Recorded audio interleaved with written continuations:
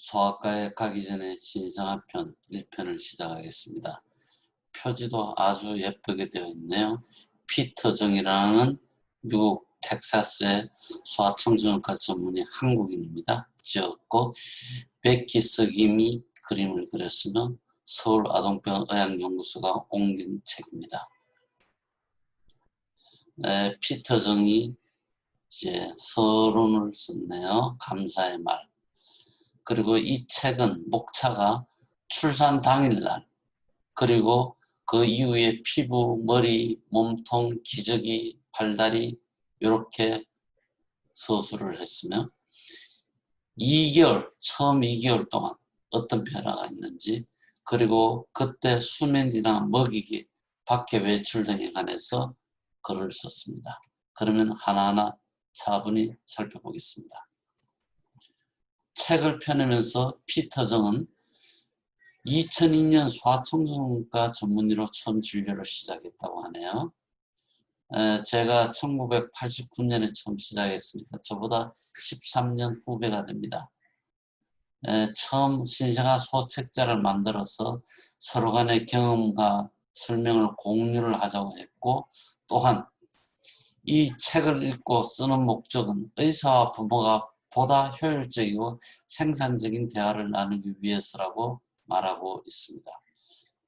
부모님들이 이 책을 읽고 의사와 서로 소통을 할 때 유용한 도움이 되었으면 합니다. 자, 출산 당일 얼마나 바쁩니까?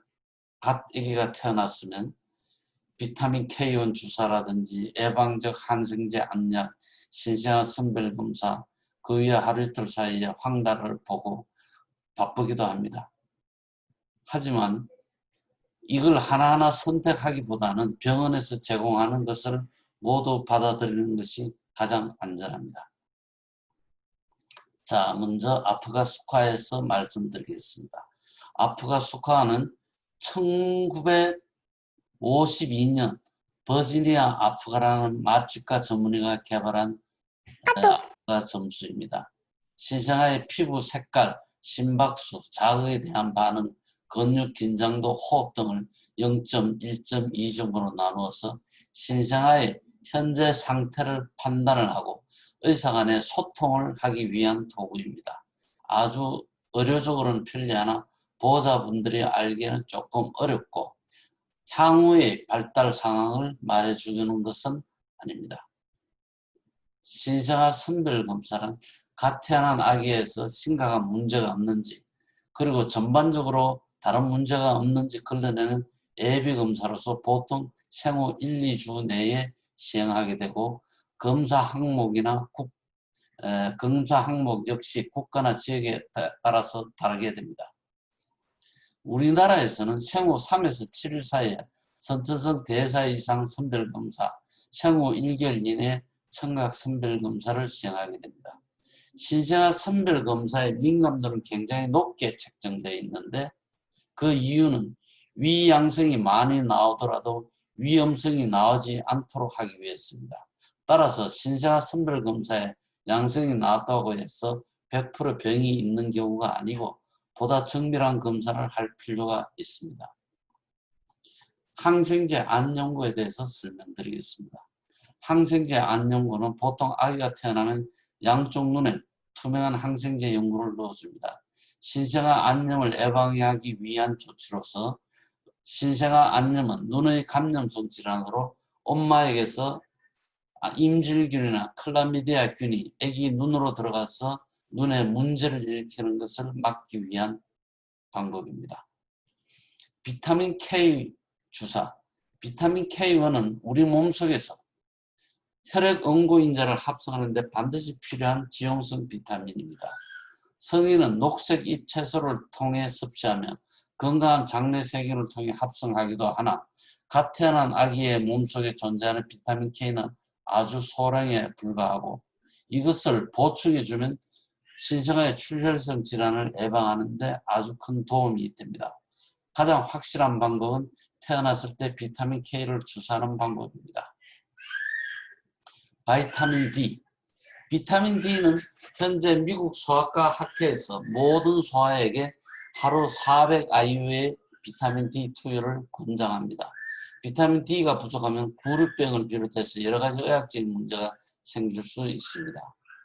유아는 음식이나 햇빛을 통해 비타민 D를 얻지만 애들이 햇빛을 쬐는 경우가 상당히 좀 드물고 모유 속에 함유된 비타민 D 용량은 농도는 리터당 25 인터내셔널 유닛 이하이므로 미국 소아과학회에서는 모유를 먹는 모든 아기에게 하루 400 인터내셔널 유닛의 비타민을 보충하도록 권장하고 있습니다. 황달. 아기가 태어난 지 며칠 이내에 대부분 피부가 어느 정도 노랗게 변합니다. 그 이유는 아기의 몸속에서 적혈구가 깨지면 빌리루빈이라는 노란색 노폐물이 생성됩니다.